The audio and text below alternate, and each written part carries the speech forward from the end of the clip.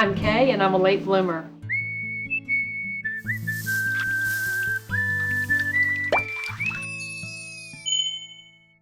Last Sunday was Valentine's Day and my birthday, and I tried filming a winter garden update.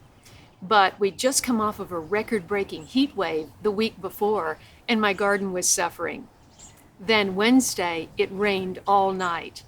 Now my sweet peas are blooming and my garden has never looked healthier, and I thought I'd take you on a tour. We're also going to check out how my cover crops did on my raised beds and my 2 new worm towers. But first, let's see what's blooming.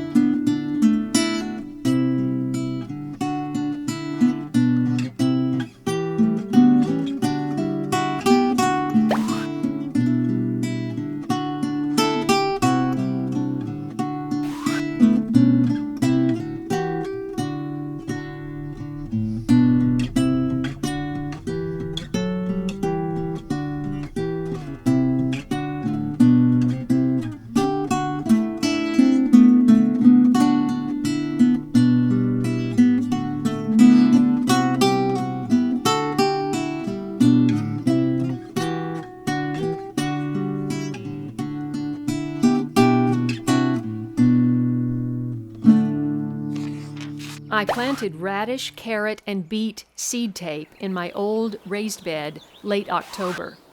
Seed tape holds seed in place till germination and is great for the beginning gardener. Cover with soil, install your drip line, and wait. I have to also cover with fencing to keep raccoons from digging. The advantage to companion planting these 3 cool season crops together is radishes mature first as beets are coming up, before carrot seeds have woken from their slumber. 2 months after planting, I pulled the first radishes, which made more room for the beets. This is about the 4th or 5th batch of radishes from my radish bed. Got beets and carrots and wild arugula growing in there. We had a record heat wave of temps in the 80s the whole first week of February. And when you have a heat wave in February, guess what happens to your cool season veggies? They bolt. What was left of my radishes went up in massive tall flower stalks. Now, since I'm not planning to collect this seed, these have to go. Once a veggie bolts, the energy goes up the stalk and the tuber becomes woody. 3 days later, the beets, carrots, and volunteer chard were filling in the empty space. The advantage to being in a temperate climate is the hits keep rolling in.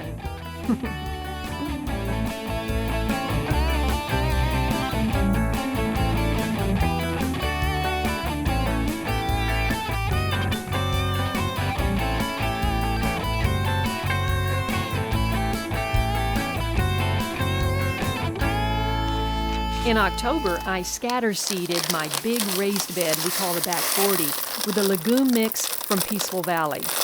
By the middle of December, it was standing room only on the sidelines. You can overseed this power-packed mix of oats, vetch, beans, and peas, which was recommended by Patrick at 1 Yard Revolution channel. A little goes a long way. I got to work with my vintage hedge shears and cut it close to the ground. My plan was to prime the bed with nitrogen for summer tomatoes. I chopped and dropped it to leave as mulch. I figured that was it for the cover crop. I dropped some clippings on my new trapezoid raised bed as well, as I had cover cropped it with buckwheat and the brown towhees had eaten most of the seed. I used pine wood shavings for my walkways and mulching some beds this winter. It's less than half the price of alfalfa and not nearly so squishy.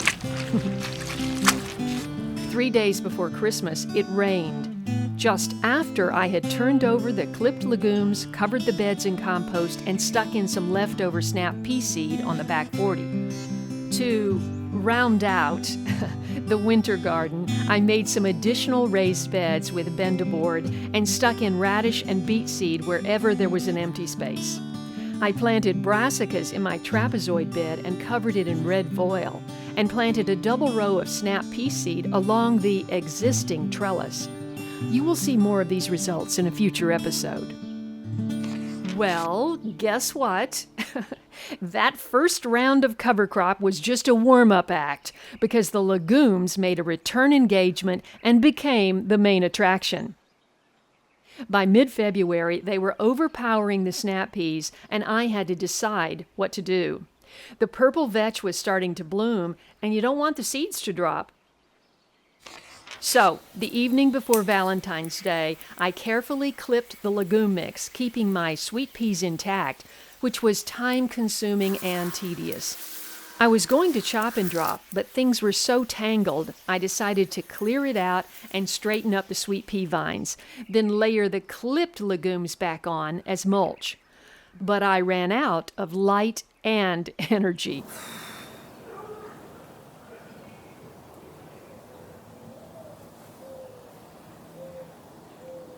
Next morning, I got the job done. February 16th, I installed my 2 new worm towers in the garden. Kim at the Abled Gardener channel shows us how to make them. You drill holes all around a 5-gallon bucket. Digging in this rich soil was like cutting through butter. I've been working on this soil for 2 years now, and it goes down a foot before you hit the hard-packed clay. Ha-ha! Perfect!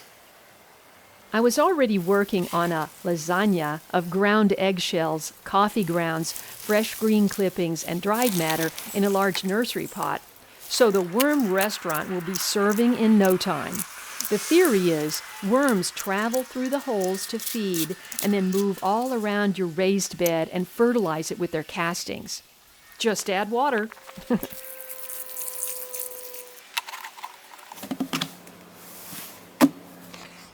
Now for the exciting part.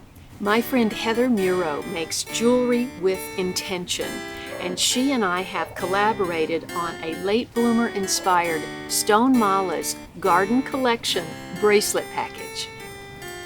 From the river jasper gemstones to the signature vintage tomato and pewter garden charm of your choice to the earth-friendly home-sewn pouches, this fundraiser for late bloomer is sure to please.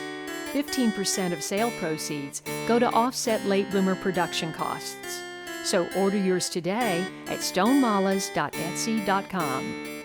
Join the Late Bloomer StoneMalas Club and share a photo wearing your bracelet at Late Bloomer Show on Facebook. If you enjoyed this episode, please give me a thumbs up and share with a friend. And let me know in a comment what you like best about late bloomer.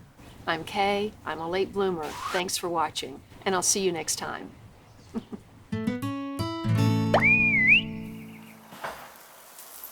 looks like snow! It does! If you throw it high enough. Oh, that's awesome. Snowing in the late bloomer garden.